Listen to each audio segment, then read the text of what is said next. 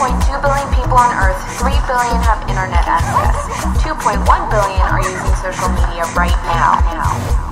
Check this out news, coming to you live.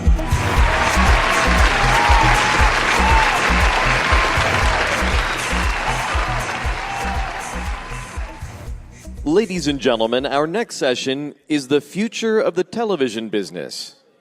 Now, please welcome Eric Berman, Head of Business Development and Content Partnerships for VRV Ellation.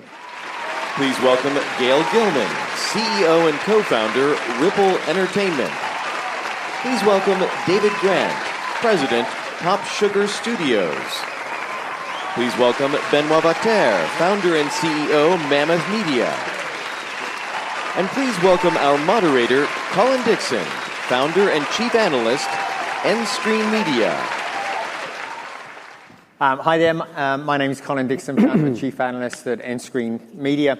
And we are taking on a kind of small subject today, very focused, just the future of the television business.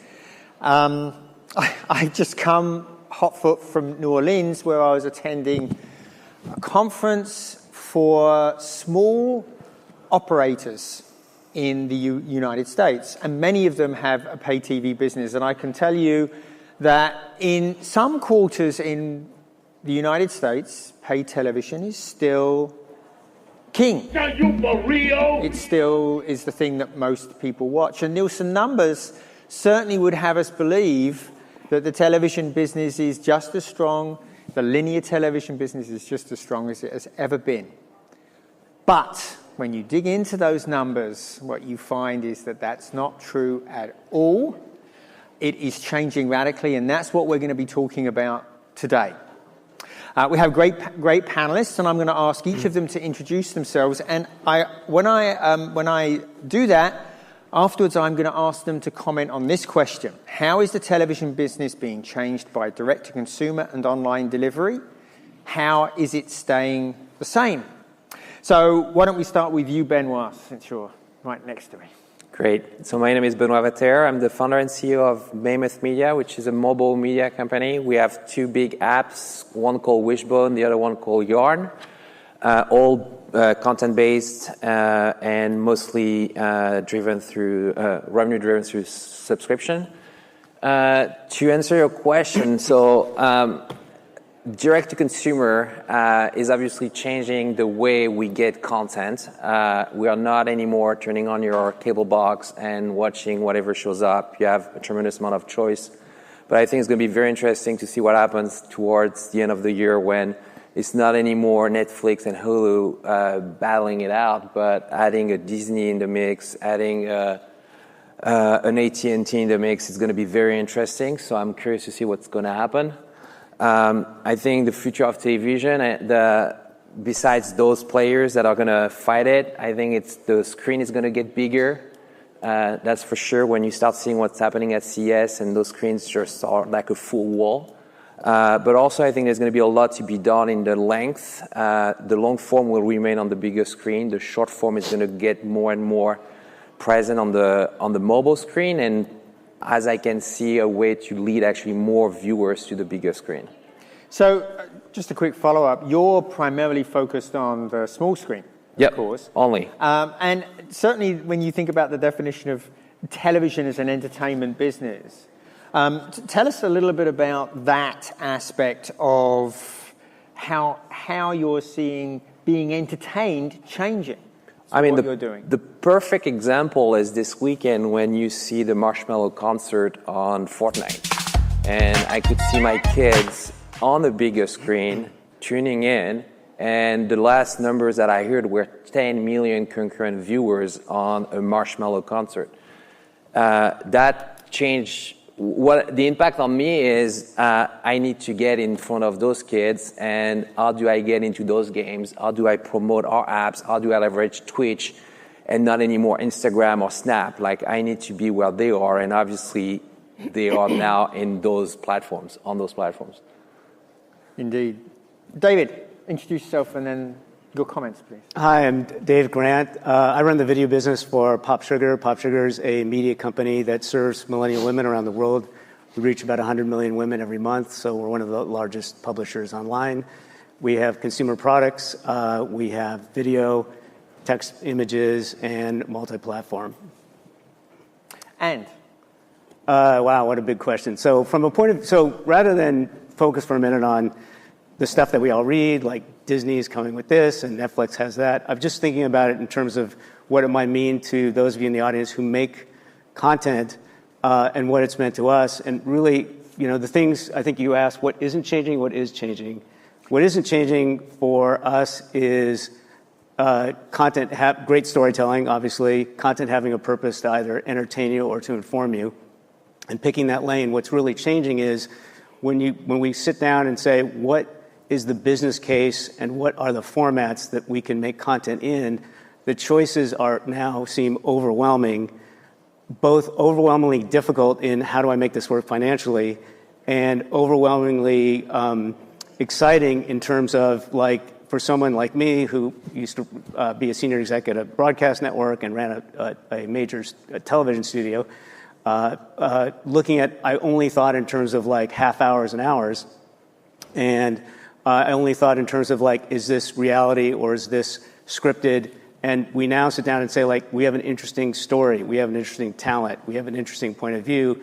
This could be an hour, this could be a limited series, this could be a long-running series, this could be daily, this could be 5 minutes, this could be text-based, this could be an immersive, what could this be? And I think the things that something can be now are just infinite or will become infinite. So the definition of television as being, I watch a half hour or watch an hour is really starting to change. And there's no reason other than the way that distribution pipes and linear schedules were built that made things hours or half hours. So I think there's just, or why you needed 22 episodes or 26 episodes.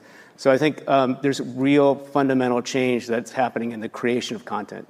It's really becoming, your picture is of one of a really multimedia, 360-degree immersive medium, right? Oh, dang. Yeah, and with the challenge, which is the business model has to catch up. And that's where it gets very interesting. And that we will return to in just a moment. Gayle, please introduce yourself. My name is Gayle Gilman. I'm the CEO and co-founder of Ripple Entertainment. And we are a media company. We build audiences around short-form video content on social platforms, mostly starting on YouTube. And so we're in the business of building, kind of the next franchise out, but in short-form video. So television. Changing? How is it not changing? Television is definitely changing. I realized about 6 years ago that it was changing so quickly that the conversations with my kids, as Benoit referenced, were, they didn't even know what the channels are, like Discovery and Nat Geo and History Channel that I was working for. So when I watched what they were watching, it was very exciting for a lot of the reasons that David said. Is that because it was format breaking, it was genre bending. It wasn't just, sticking in the same formats, repeating the same kind of intros and outros over and over. So to me, that was really exciting because the content was much more creative, much more, you were liberated. You could tell a story at the length it needed to be. You could be part, animation and part first-person storytelling. You could just be more free to be, not in like a structure with, a certain amount of time. And the other thing that's super exciting, I think, in online short form is the relationship that you build with your audience. There's no gatekeepers anymore. There's not someone else saying, this is a good idea. You're having conversations directly with your audiences. Genius. And that is so powerful that when you're building IP, you can build a brand and have a conversation, and then when you want to do something else, you tell your fans about it, and they can tell you if it's good or not. We have a YouTube series that we recently, 2 or 3 months ago, launched to become a podcast. And in the first 4 weeks, we were on the top 25 charts of Apple Podcasts because the fan base and the community that we built in one platform, in one, for one platform, one audience, would follow us into a whole new genre and a whole new business. That is so difficult to do. Goddamn right. To get an audience to follow you from one platform to another. How did you do that? Well, I think part of it is it's not just moving from platform to platform. I think someone on the first panel said that, because the content, you can't just take a YouTube video and put it on Instagram and think it's going to work. But if you understand your brand and what it means and how that audiences relate to it, I think that then you can think of strategically where that makes sense. In the example I was referencing, the show, there is a creator, she tells a story, she has a very beautiful voice, and she's great to listen to, and she's telling you a ghost story. So it just, to me, it made sense that you could use that same, that DNA of that idea and move it into a podcast and just tell more stories and tell longer stories. And that it wouldn't be a big leap, because the people who are interested in a ghost story on YouTube would also be interested in that in that genre. So I think that made sense for us. And we will continue to grow our brand where it makes sense and where we know that people want that kind of content. So brand is pretty critical. We'll try and come back to that. Okay. Eric, please. Eric Berman. I lead our business development efforts for Ellation. Ellation is a Warner Media now owned company, and we operate Crunchyroll, Rooster Teeth, and Verve, which I think are brands that folks here are probably more familiar. Been there for 5 years, and previously was at Hulu when we launched Hulu Plus, and was there a number of years as well. So to the Yes. point, how is television changing and not changing? Sure. I'll break it into two groups. Lean back and lean in. Lean back, I'll put off to the side, those are Netflix and Amazon, DirecTV Now, larger SVODs that are also going to be coming to the market that are creating great content for you to enjoy in your living room and as a passive experience. And then lean in. Lean in are the brands we focus in on. I think there's a word typically used for these lean-in brands that I'll call them that, which is niche. I don't think anybody likes that word. So the lean-in experiences, I think there's two essential things that are happening in the space that require those to be successful. Authenticity. So with these lean-in experiences, we have these audiences that are incredibly passionate about this content, and you need, as a company, to be very authentic in how you approach them, how you speak to them, the content you create, the social posts that you make. Everything has to be very dear and near to their heart. The second piece is 360. I think, Colin, you mentioned that. If you aren't one of those lean back players, you are definitely going to have to get a lot smarter on how making sure to monetize every second of your content in every potential format and grab every single dollar you possibly can. So I think when you combine the authenticity and the 360 experience, be it the format, be it events, merch, games, all things that we're really starting to lean in now, it's going to be critical for success. Where you allow your awesome content to bring people in, and then you super serve that audience with a multitude of different formats and incredible experiences and various content that keeps them there. Oh man, that's deep. We want to remind you to please like our Facebook page if you haven't already.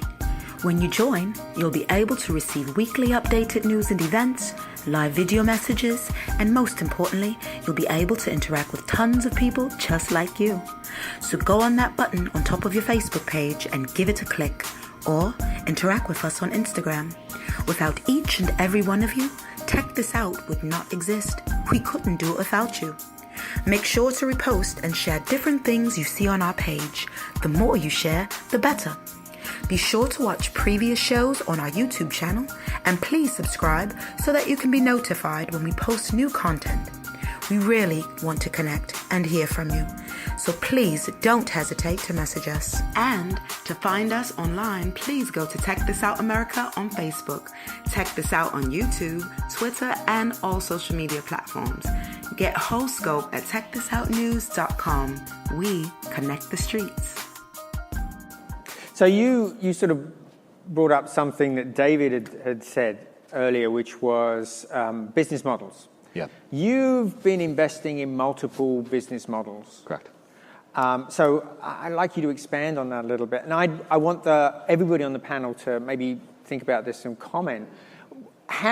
So business models well understood in the television business. You can license, you can sell advertising, maybe you can rent